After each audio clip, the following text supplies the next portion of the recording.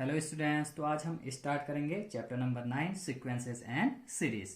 तो first topic है हमारा सीक्वेंस।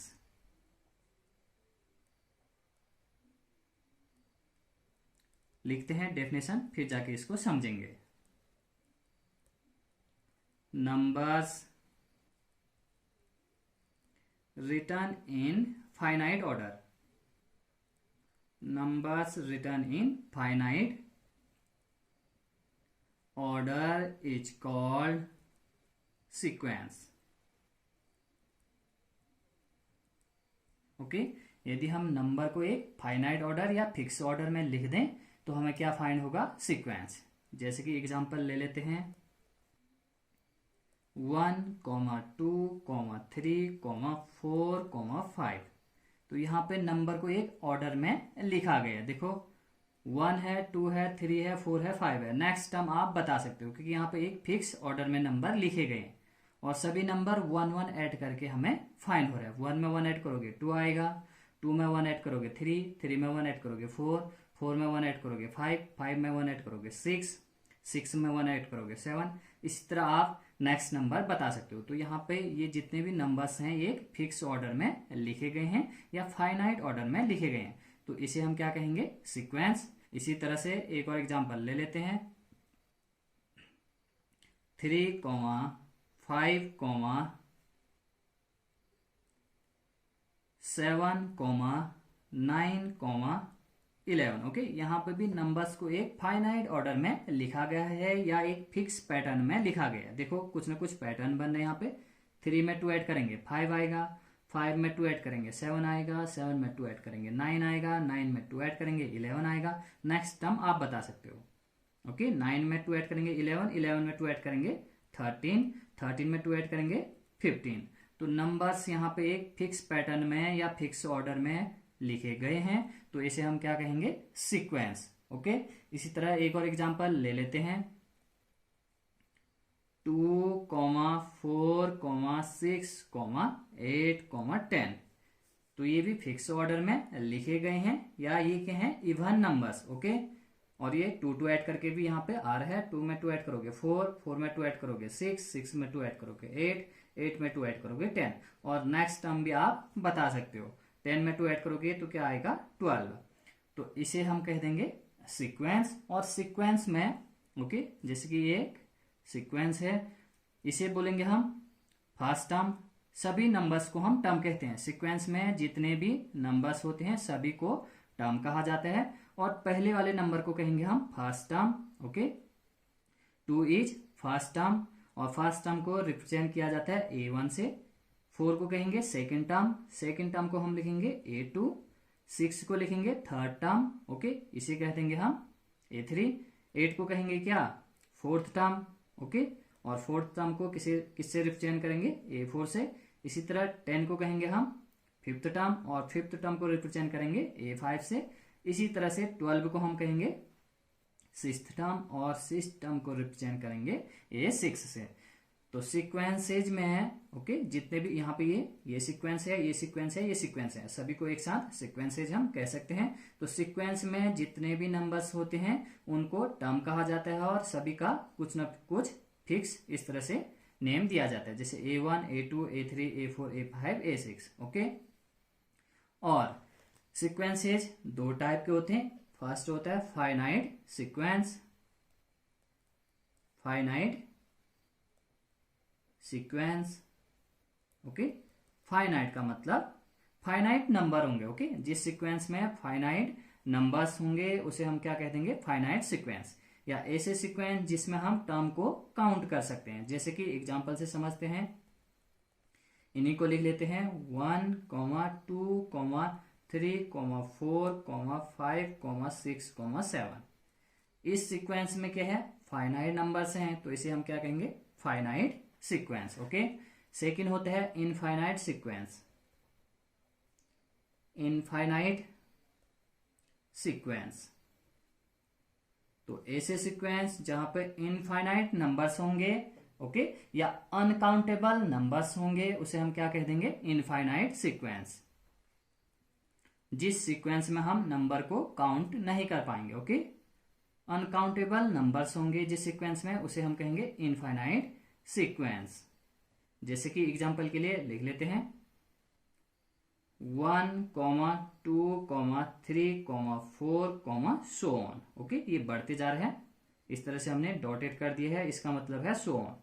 तो इस सीक्वेंस में बहुत सारे नंबर होंगे जिनको हम काउंट नहीं कर पाएंगे, तो इस तरह के सीक्वेंस क्या कहेंगे हम, इनफाइनाइट सीक्वेंस। ओके, तो सीक्वेंस आप समझ गए होंगे। यदि हम नंबर्स को फाइनाइट ऑर्डर में लिख देंगे तो उसे क्या कहेंगे, सीक्वेंस। फाइनाइट का मतलब है एक फिक्स पैटर्न में। ओके, जैसे कि यहाँ पे लिखा था 2 2 ऐड हो रहे हैं। ओके, नेक्स्ट टर्म भी आप बता सकते हो सीक्वेंस में।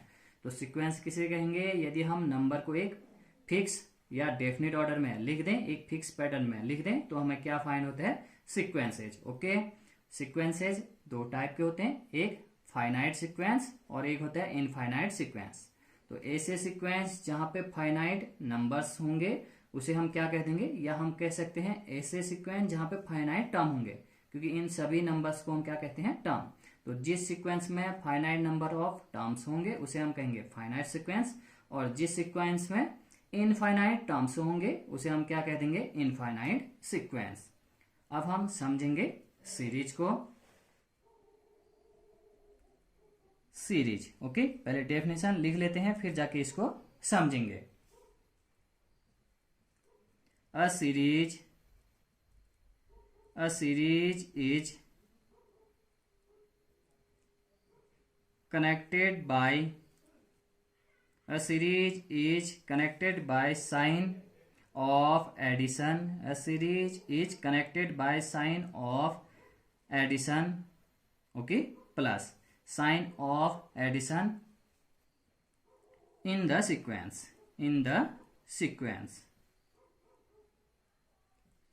तो सीरीज कैसे कहेंगे, या सीरीज हमें कैसे फाइंड होगा, यदि हम सीक्वेंसेज में जितने भी टर्म हैं उनको इस वाले साइन से कनेक्ट कर दें। Okay, a series is connected by sign of addition. तो सीरीज किससे कनेक्टेड होता है, एडिशन के साइन से। कहां पे, इन अ सीक्वेंस। किसी सीक्वेंस में यदि हम नंबर को कनेक्ट कर दें इस वाले साइन से, एडिशन के साइन से, तो हमें क्या मिलेगा, सीरीज। जैसे कि एग्जाम्पल के लिए लिख लेते हैं कोई सीक्वेंस 1, 2, 3, 4, 5, 6, 7।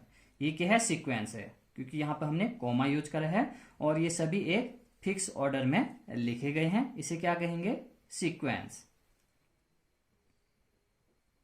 This is sequence. यदि मैं इन नंबर्स को कनेक्ट कर दूं sign of addition, okay, addition के साइन से कनेक्ट कर दूं, 1 + 2 + 3 + 4 + 5 + 6 + 7। मैंने इस सीक्वेंस के नंबर्स को कनेक्ट कर दी है प्लस के साइन से, तो इसे हम क्या कह देंगे, सीरीज। क्या कहेंगे, सीरीज। यदि हम सीक्वेंसेज में जितने भी नंबर हैं उनको यदि कनेक्ट कर दें प्लस के साइन से, तो हमें क्या फाइंड होगा, सीरीज। एक और एग्जांपल लिख लेते हैं। मान लीजिए ये कोई सीक्वेंस है 2, 4, 6, 8, 10। ओके, ये एक सीक्वेंस है। यदि मैं इन नंबर्स को क्या कर दूं, प्लस के साइन से कनेक्ट कर दूं, 2 + 4 + 6 + 8 + 10, तो इसे हम क्या कह देंगे, सीरीज। ओके, इसे क्या कहेंगे, सीरीज। तो सीरीज में भी हम इनको क्या कहेंगे, टर्म। सीरीज में जितने नंबर होंगे उन सभी को भी हम टर्म कहेंगे, और पहले वाले को कहेंगे first term. Okay, first number को कहेंगे फर्स्ट टर्म, और फर्स्ट टर्म को हम A1 से रिप्रेजेंट करेंगे। सेकंड को कहेंगे हम सेकंड टर्म। ओके, जो यहाँ पे सेकंड नंबर है उसको सेकंड टर्म कहेंगे, सेकंड टर्म को A2 से रिप्रेजेंट करेंगे। थर्ड नंबर को हम थर्ड टर्म कहेंगे और इसे A3 से रिप्रेजेंट करेंगे। इसी तरह से फोर्थ नंबर को फोर्थ टर्म कहेंगे और A4 से रिप्रेजेंट करेंगे, और फिफ्थ नंबर को फिफ्थ टर्म कहेंगे और A5 से रिप्रेजेंट करेंगे। इसी तरह से चलते रहेगा। सीरीज भी दो टाइप के होंगे, एक होगा फाइनाइट सीरीज, एक होगा infinite series. Finite series, finite series. Okay, तो जिस सीरीज में फाइनाइट टर्म होंगे उसे हम कह देंगे फाइनाइट सीरीज। जैसे कि एग्जांपल के लिए लिख लेते हैं 2+4+6। ओके, यह एक सीरीज है, इसे हम क्या कह देंगे, this is finite series. Okay, finite series. Finite series क्यों? क्योंकि इसमें फाइनाइट नंबर्स ऑफ टर्म है। ठीक, फाइनाइट टर्म है तो इसे हम फाइनाइट सीरीज कहेंगे। इसी तरह एक और होता है infinite series. Infinite series, infinite series. तो जिस सीरीज में इनफाइनाइट नंबर ऑफ टर्म होंगे या इनफाइनाइट नंबर्स होंगे उसे हम कहेंगे infinite series.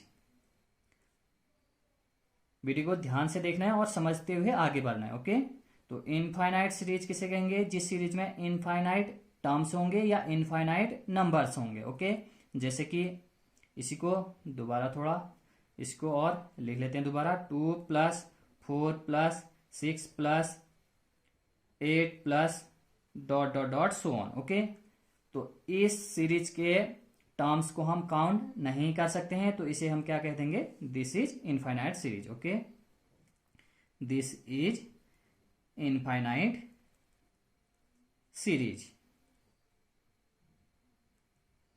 Okay, infinite series. अब बात करेंगे nth टर्म या जनरल टर्म की। तो जनरल टर्म को nth टर्म या जनरल टर्म। ओके, तो जनरल टर्म किसे कहते हैं? लिख लेते हैं जनरल टर्म। जनरल टर्म, तो जनरल टर्म किसे कहते हैं? nth टर्म को ही। ओके, जनरल टर्म को हो या nth टर्म को हो एक ही बात है, nth टर्म या जनरल टर्म। तो nth टर्म या जनरल टर्म को रिप्रेजेंट करा जाता है an से। ओके, an से किसको रिप्रेजेंट करेंगे? जनरल टर्म को या nth टर्म को। एग्जांपल से एक बार समझ लेते हैं इसको। मान लीजिए हमारे पास कोई सीक्वेंस है, जैसे कि इसी को ले लेते हैं 2, 4, 6, 8, 10। अब 8 के बाद 10, सॉरी 8, 10। ओके, तो इसका हमें जनरल टर्म लिखना है। तो आप इसको ध्यान से देखें। फर्स्ट टर्म को A1 कहते हैं, this is 2। Okay, second term A2, this is 4। Third term A3, this is 6। Fourth term A4, this is 8। और fifth term A5, this is 10। तो हमें इसका जनरल टर्म लिखना है। ओके, ऐसा टर्म जिसकी हेल्प से हम इन सभी टर्म को भी फाइंड कर सकते हैं। ओके, जनरल टर्म मतलब ऐसा टर्म जिसकी हेल्प से हम इस सीक्वेंस को भी फाइंड कर सकते हैं या इस सीक्वेंस के सभी टर्म को फाइंड कर सकते हैं। तो आप ध्यान से देखें किस तरह से इसका जनरल टर्म फाइंड किया जाता है। A1 है फर्स्ट टर्म है तो यहाँ 2 आया, A2 है तो 4 आया। कहने का मतलब 1 है तो इस 1 को 2 से मल्टीप्लाई करेंगे तो 2 आ जाएगा। ये 2 है, इसको 2 से मल्टीप्लाई करेंगे तो 4 आ जाएगा। यहाँ पे 3 है। ओके, 3 है तो इस 3 को भी 2 से मल्टीप्लाई करेंगे तो 6 आ जाएगा। यहाँ पे 4 है, इसको भी 2 से मल्टीप्लाई करेंगे तो क्या आ जाएगा, 8 आ जाएगा। Fourth term. फिफ्थ टर्म, तो यहाँ पे 5 है तो इसको भी 2 से मल्टीप्लाई करेंगे तो 10 आ जाएगा। ओके, तो इसी तरह से nth टर्म को हम कैसे लिख सकते हैं? सभी टर्म कैसे आ रहे हैं? 2 से मल्टीप्लाई करके। तो यहाँ पे a है और ये n, तो nth टर्म क्या होगा, इसको भी हम 2 से मल्टीप्लाई करेंगे तो जनरल टर्म क्या हो जाएगा, 2n। ओके, 1 है तो इसको 2 से मल्टीप्लाई करा तो 2 आया। 2 है, 2 से मल्टीप्लाई करा 4। यहाँ पर आपको 3 दिख रहा है, इस 3 को हम 2 से मल्टीप्लाई करेंगे 6 आएगा। यहाँ पे 4 है, A4 फोर्थ टर्म, तो 4 को हम 2 से मल्टीप्लाई करेंगे तो क्या आ जाएगा, 8। यहाँ पे A5 है फिफ्थ टर्म, तो इस 5 को हमने 2 से मल्टीप्लाई किया तो क्या आया, 10। ओके, इसी तरह nth टर्म क्या होगा, फिर इस n को हम 2 से मल्टीप्लाई करेंगे तो nth टर्म आ जाएगा। इस तरह से आपको लॉजिक लगाना है और इस nth टर्म की हेल्प से हम सीक्वेंस को भी फाइंड कर सकते हैं। ओके, मान लीजिए आपके पास nth टर्म है 2n। ओके, nth टर्म क्या है, nth टर्म आपके पास है, nth टर्म को हम कहते हैं an इक्वल टू है आपके पास 2n। अब हमें लिखना है या फाइंड करना है सीक्वेंस को, या क्वेश्चन कह देते हैं right 4 terms of sequence. Okay, तो जनरल टर्म हमारे पास है an इक्वल टू 2m, और यहाँ पे क्वेश्चन है right 4 terms of sequence, sequence के 4 टर्म हमें लिखने हैं। तो जनरल टर्म की हेल्प से हम क्या करते हैं, सीक्वेंस को भी फाइंड कर सकते हैं या सीक्वेंसेस के टर्म को भी फाइंड कर सकते हैं। ओके, तो सीखते हैं इसको। फर्स्ट टर्म चाहिए हमें, फर्स्ट टर्म। तो फर्स्ट टर्म को क्या कहते हैं हम, a1। तो क्या करेंगे हम, यहाँ पे n की जगह 1 रख देंगे। ओके, तो n की जगह 1 रखें तो यहाँ पे तो हो जाएगा a1, यहाँ से कितना आ जाएगा, first term equal to a1 equal to, यहाँ पे 1 रखना है, यहाँ पे भी 1, तो 2 into 1 equal to 2। Second term, second term, तो सेकेंड टर्म को हम कहते हैं second term equal to a2। तो यहाँ पे आपको n की जगह 2 रखना है, यहाँ पे भी 2, यहाँ पे भी 2, तो क्या यहाँ पे 2 रखा तो a2 आएगा, यहाँ पे भी 2 रखिए, 2 इंटू 2 इक्वल टू 4। इसी तरह से हम थर्ड टर्म भी फाइंड कर सकते हैं। Third term, third term, third term को क्या कहा जाता है, a3। तो यहाँ पे भी 3 रखेंगे, यहाँ पे भी 3, a3 इक्वल टू क्या हो जाएगा फिर 2 into 3 equal to 6। Fourth term, fourth term, fourth term को हम किससे रिप्रेजेंट करते हैं, a4 से। तो यहाँ पे भी हम n की जगह 4 पुट करेंगे, यहाँ पे भी n की जगह 4 पुट कर देंगे। ओके, तो 2 इंटू 4 इक्वल टू 8। तो nth टर्म, जनरल टर्म या nth टर्म जिसे an कहा जाता है, तो nth टर्म की हेल्प से हम सीक्वेंस को फाइंड कर सकते हैं या सीक्वेंस के सभी टर्म को फाइंड कर सकते हैं इस तरह से। जैसे कि यहाँ पे दिया हुआ था an equal to 2n, nth term given था यहाँ पे, और हमने क्या किया, इस nth टर्म की हेल्प से सीक्वेंस के 4 टर्म को हमने इस तरह से राइट कर दिया। इसी तरह से हम बाकी टर्म को भी लिख सकते हैं। ओके, तो इतना आप समझ गए होंगे। अब देखते हैं एक एग्जांपल को। यहाँ पर आपको दिया है general term of a sequence. Example number first में आपको जनरल टर्म ऑफ सीक्वेंस दिया है और हमें यहाँ पे इस सीक्वेंस के 3 टर्म लिखने हैं। Okay, right first 3 term, right first 3 term. Okay, right first 3 terms. तो दिस इज एग्जांपल फर्स्ट। तो आप बुक में जरूर देखें। तो क्या करेंगे, n की वैल्यू पुट कर देंगे और हमें टर्म मिलते रहेंगे। Okay, put n equal to 1। Okay, n equal to 1 put करोगे तो आपको फर्स्ट टर्म मिलेगा, फर्स्ट टर्म। तो 1 पुट करिए, first term a1 equal to, यहाँ पे भी 1, यहाँ पे भी 1, 2 इंटू 1 प्लस 5, तो कितना आ जाएगा, 2 1 जा 2 प्लस 5 7। तो फर्स्ट टर्म a1 कितना आ गया, 7। इसी तरह से आप लिख सकते हो पुट n इक्वल टू 2, तो आपको मिलेगा second term. Okay, second term. तो सेकेंड टर्म को किससे रिप्रेजेंट किया जाता है, a2 से। तो a2 इक्वल टू, यहाँ पे भी 2 पुट करिए, 2 इंटू 2 प्लस 5, तो कितना आ जाएगा, 2 2 जा 4 प्लस 5, तो कितना 9। इसी तरह n की वैल्यू 3 पुट कर देंगे, पुट n इक्वल टू 3, तो हमें थर्ड टर्म मिलेगा, थर्ड टर्म।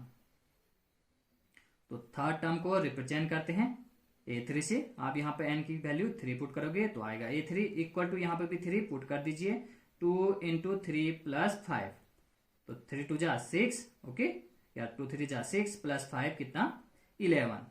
तो राइट फर्स्ट 3 टर्म, हमें फर्स्ट 3 टर्म लिखना था, तो इस तरह से हमने फर्स्ट 3 टर्म को फाइंड किया। देखते हैं एग्जांपल नंबर फर्स्ट का सेकंड पार्ट। ये था आपका फर्स्ट पार्ट। सेकंड पार्ट में आपको सीक्वेंस का nth टर्म दिए है an, या जनरल टर्म आप कह सकते हो, an इक्वल टू है n माइनस 3 अपॉन 4। तो इसमें भी हमें फर्स्ट 3 टर्म लिखना है, right first 3 term, first 3 terms.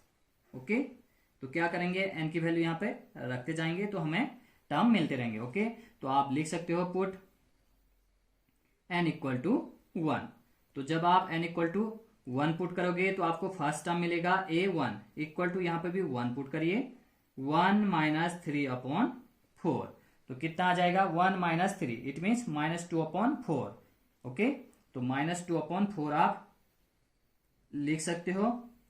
This is equal to minus 1 upon 2।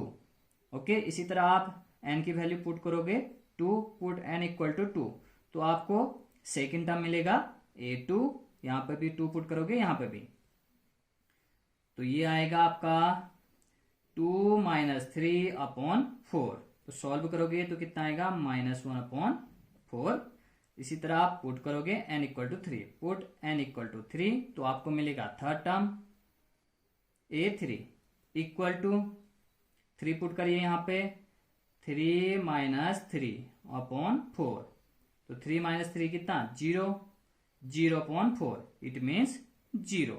तो इस तरह से आप यदि क्वेश्चन में जनरल टर्म दिया हो तो आप उसकी हेल्प से सीक्वेंस के टर्म को फाइंड कर सकते हो। कितने भी टर्म आप फाइंड कर सकते हो। 3 टर्म यहाँ पे लिखा गया था तो हमने 3 टर्म यहाँ पे फाइंड करा। इसी तरह यदि आपको 5 टर्म 6 टर्म फाइंड करना हो तो आप n की वैल्यू रखते जाओगे और आपको टर्म मिलते रहेंगे। आई होप आप चीजों को समझ गए होंगे। समझते हुए आप नोट करें। अब हम मिलेंगे नेक्स्ट वीडियो में।